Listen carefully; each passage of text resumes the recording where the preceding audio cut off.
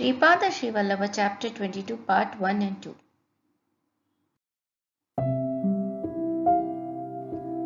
Part 1. Sripada alone can convert the results of the horoscope to his devotees.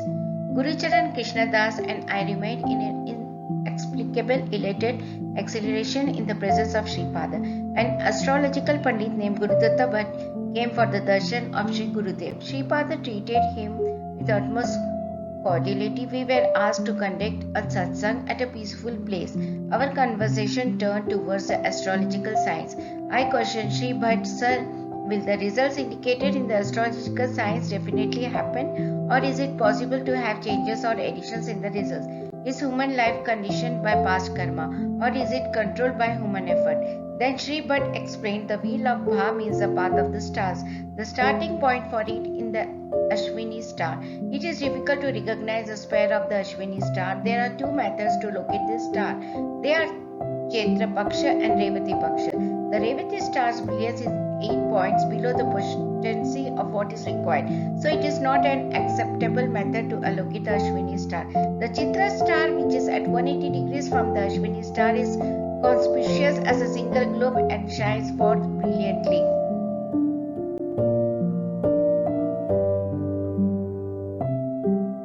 When 6 zodiacal signs are added to it, it will indicate the position of the Ashwini star. Therefore, Chaitra Paksha is accepted as a method to locate the Ashwini star. The Ashwini star is proverb as consisting of 3 spheres as Durga, Mukha, Ashwini, Shreni. There is a special reason for the birth of Sripada in the Chitra star. The Ashwini star having 3 globes and looking like one star is also his form. In the beginning of the Mahavil, that is his form of Dattatreya, his very first incarnation was that of Sripada Srivallabha. His birth star Chitra is exactly at 180 degrees in straight line from the Ashwini star. The strength of any planet or star will be concentrated at a point of 180 degrees distance. Human beings take birth in a mathematically appropriate arrangements of planets which is in the consonance with their past karma. Planets do not have love or hatred towards the human beings. Different rays and different vibrations emanating from them have the power to create relevant incidents at appropriate times and at appropriate places. To escape from the undesirable results of negative incidents that might happen, we must possess vibrations and rays capable of arresting and defeating those negative vibrations and rays. This can be achieved by mantras, tantras, meditation, prayer, and similar methods, or by our personal yogic power.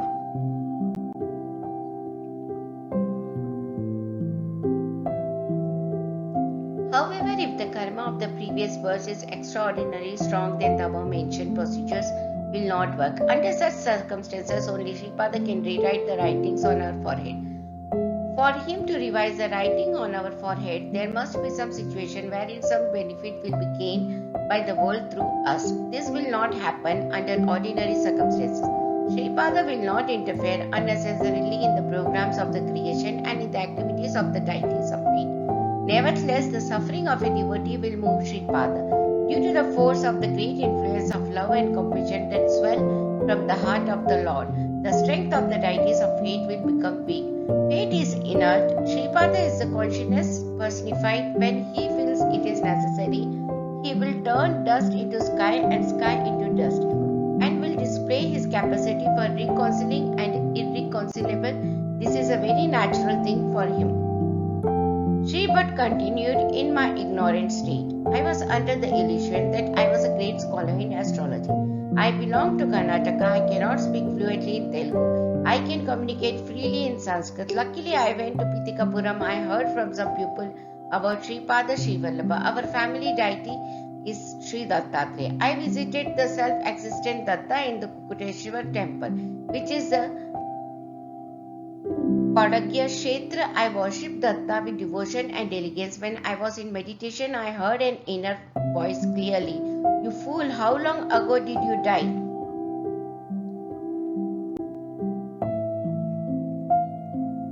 You are bragging that you are my devotee. You are giving camphor arati to my face and driving nails in my feet. Have you come here to drive nails into my feet at Padagya and see my blood? I heard these words repeatedly. As I was an astrological pandit, I made calculation of my horoscope. I was in the presence of the self-manifested Datta in the Padagya Kshetra at the exact date and time at which I should leave the body. I tried to The pulse stopped. I tried to feel the beat of my heart. It also was not working. I saw my face in the mirror instead of life symptoms. Symptoms of death were prominent in the face. While laughing, I looked at my face in the mirror. What was there to be proud of? It looked like the laugh of the corpse with an ugly aura of the ghost. The priest in the temple of the self-manifested Datta was a very greedy one. I could see his subtle body. His subtle body had more ugly features than mine. The discriminating power that was hidden in some corner of my personality. Okay, I understood that my sorrowful condition would not be removed unless I had the darshan of Sripada. Deities are the personification of perfect bliss. They are in an exalted bliss state even if they do not have the heartbeat and pulse movement. My position was much worse. There was no happiness to my soul. On the other hand, there was heavy sorrow. When the soul departs from the body, the troubles of the body will come to an end. But my soul did not leave my body. However, my heart stopped functioning. Sri Gurudev created a peculiar situation for me. I realized how I got deceived by hearing the words of the most disciplined people and sinners. The misleading, mischievous statements such as, it is said that the Swayambhu Datta, who is in a stone in the temple, incarnated in the house of the Gandhikota family. If it is true, then a stone will not have the possession of the nerves and heart. But Sripada has the possession of the nerves and heart. It is said that on Mahalya Amavasya, a very sacred day for ancestors' means, an Avdutta came and took Bhiksha from the Gandhikota family. It is said that he was none other than Dattatreya and that Supreme Lord is now born as the maternal grandchild of the Maladi family. What a wonder, what a deceptive, what a fraud. Listening to all these statements resulted in my forfeiting Sripada. I quickly ran to the house of Sripada. Sripada, aged 10 years at that time, came out into the street and reprimanded me, "Come, O fool, to give nobler states to useless fellows like you who pretend to be alive, but who are already dead, and to devils that are in the human form. And for the sake of your ancestors who are undergoing terrible troubles in Rorava and other hells on account of your misdeeds." A being in the guise of an Avdutta came to his holy house on a Mahalaya Amavasya day and sought Bhiksha. Do you know who it was? It was none other than Dattatreya. Do you know who Dattatreya is? It is me, whose name, when mentioned, orders of Rakshas and devils shiver with fear. I am that Datta. I turned you into a rock but kept your hunger and thirst intact. I removed your prana but kept the appearance of an alive man. Let us decide afterwards whether I am Datta or not. First tell me this. You are really dead, but is it proper for you to deceive people that you are alive? When he questioned me in that thundering voice, I trembled violently with fear. In the meanwhile, Subati Maharani came out of the house.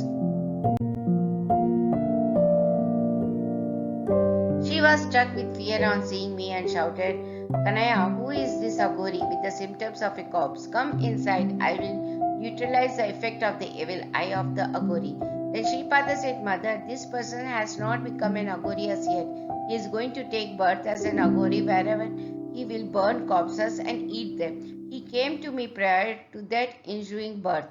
Mother gave him some chadi anna that is left behind." Sripada requested his mother. Akhanda Lakshmi Sobhagyavati Sumati Maharani had kept some chadi anna and Taravani anna for Sripada. Sripada gave me that Taravani anna and asked me to leave the place. I ate that Taravani anna in an open place opposite to the Kurukshetra temple. As soon as I ate it, my miserable state vanished. I went again for the darshan of Sripada, but Sri Shashti took him to their house. Sripada was in the grocery shop of the Sri Shashti. He was personally receiving varhas and putting them in the cash box. Sri Shashti was personally measuring corn and rice and giving them to the customers. Then Sri Shashti replied, "Little lad, that which is given to your father is a monetary gift to a scholar, and that which is given to you is a money promised by vow to Lord Venkateshwar. There is no bargaining between us. You can take whatever you want. You have to give me what I want." What an enchanting spectacle was that! Sripada took a small piece of jaggery and put it into his mouth. He gave me another piece of jaggery as prasad. Sripada said, Grandpa, the Ganesh Puja conducted by me is now finished. Ganesha has put the piece of jaggery in this mouth as Nevedya. If you want proof, you can see my mouth. Saying so, he opened his mouth. What great vision, Sri Shashti. That had is not known to us, but after a while, Sri Shashti said, My golden lad, tell him that whenever he feels hungry, Ganesha can take as much jaggery as he desires as Nevedya without asking me in the meanwhile. Akhanda Lakshmi Sobhagyavati Venkata Subba Mappa came and took Sripada from Anuhoting bath. Gurudatta Bhatt said, My dear Shankar Bhatt, Sripada thus saved me from the misfortune of being born as an Aghori since I was spoiled by hearing the words of crooked people.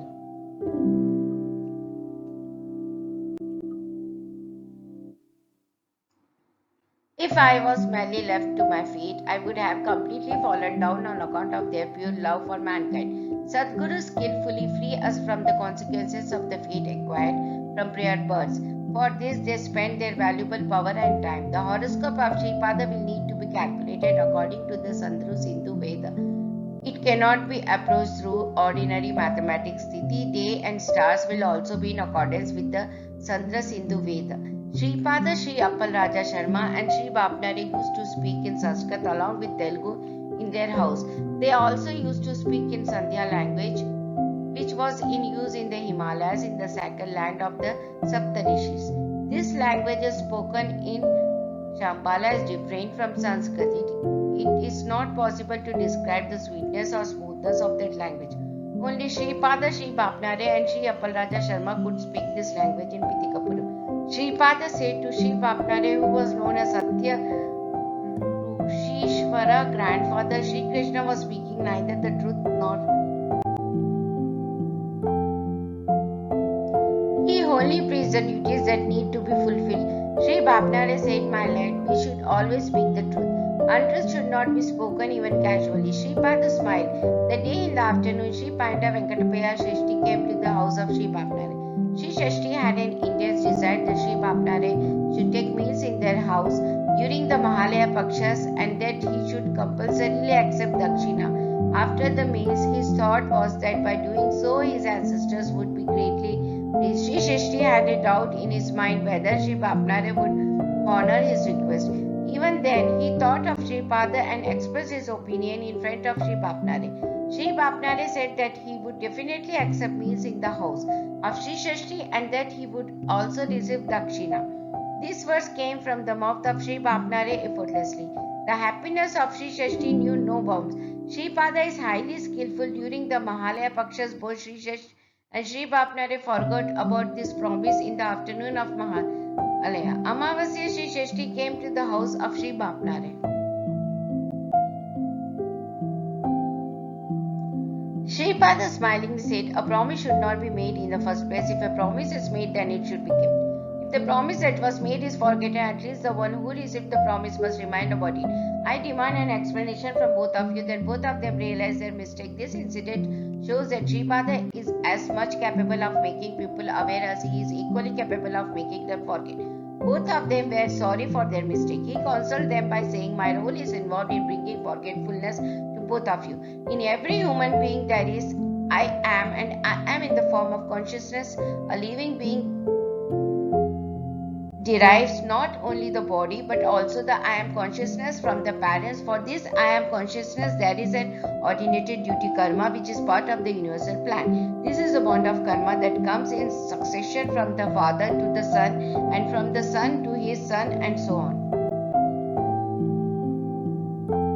In every human being there is I am, and I am in the form of consciousness. A living being, only when the order of existence is taken up after leaving the order of a householder, a release from this bond of karma can take place. The promise that you both made need not be fulfilled with this name and form. This promise has been transferred to the consciousness called I am the greater ego. Therefore, at some place and some other time, a person from the lineage of Sri Bapnare can eat and receive dakshina from the house of any person belonging to the lineage of Sri Shashti during the Mahalaya Paksha.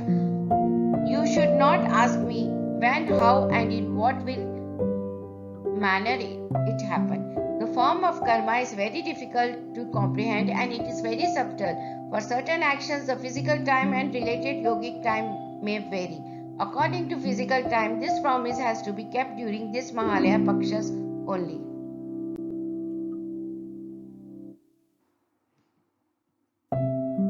However, since the associated yoga time did not yet arrive, this action is pushed into the distant future. Sripada spoke to both of them beneficially. Then I asked Sripad to explain to me in detail about the physical time and the yoga time, about which Sripada told them. Then Sripad said, along with physical time and physical place, there are also mental time and mental space. Together with them, there are yoga time and yoga space. Suppose a person is aged 60 years, but if he is constantly in the pursuit of education like a 20-year-old, then his physical time indicates 60 years. That relates to his body, however, his mental age is regarded as 20 years. Similarly, if a youth aged 20 years is shouldering the load of responsibilities of a 60-year-old man, then his physical age indicates 20 years. This relates to his body, but his mental age is considered as 60 years. In this way, there is no rule that the physical time and the mental time should be the same. They may be different. Whoever constantly feels eager mentally to live in Kashi or Pitikapuram will derive the fruits of residing in Kashi or Pitikapuram. Even if the body is at a particular place but the mind does not dwell there, then the fruits of residing in that place cannot be obtained. If a person has a strong mental desire and constantly thinks, I am going on a pilgrimage to Kashi, I will reside in Kashi, then he will get the benefit of residing in Kashi. The reason for this is that mentally resides in Kashi only. Therefore, regardless of which country he physically lives his mental country would be Kashi only. Similarly, a person who kills a cow while living in Kashi will not get the advantage of physical residing in Kashi. Crane standing in the waters of the Ganges river while waiting to catch fish will not get the merit of taking a bath in the Ganges river. Ganga's river likewise, even though one lives in Pitikapuram and visits the Sripada. Physically, he cannot be reckoned as a resident of Pitikapuram or as the devotee of Sripada, unless his mental time and mental place are appropriately turned. Matters relating to yoga time and yoga space can only be comprehended by persons of great spiritual strength. How the divine grace of Sripada results in someone seeing granted the yoga time and yoga space is a divine secret. Man has the authority to only execute the actions. Comforts from good actions and misery from bad actions invariably follows results. Even though bonds of karma from the past lives follow us and pester us, yoga time comes about from the compassion of Sadguru. When that yoga time comes, whatever karma that need to be redeemed in that place will be redeemed in that yoga space. This is a strange matter. In Pitikapuram, there was a servant called Sivaya, that Sri Narsimha Varma. Sripada suddenly saw him one day with intent looks. Immediately there was a lot of change in his mental makeup. He abandoned food and sleep. He started speaking incoherently. I am the cause of creation, administration and destruction. I am the ancient one and the origin. All the creation is originating in me, developing by me and again merging in me. Sri Narsimha Varma took lot of pity on Sivaya. He prayed to Sripada to save Sivaya. Then Sripada took Sivaya to the burial ground. Sri Narsimha Varma also followed. Dried sticks of an Audambra tree were arranged in the burial ground and Sivaya was made to the burn them. Then Sivaya was afraid about the curious mental disposition. All this appears strange to Sri Narsimha Varma. Then Sripada said, Grandpa, there is nothing to wonder.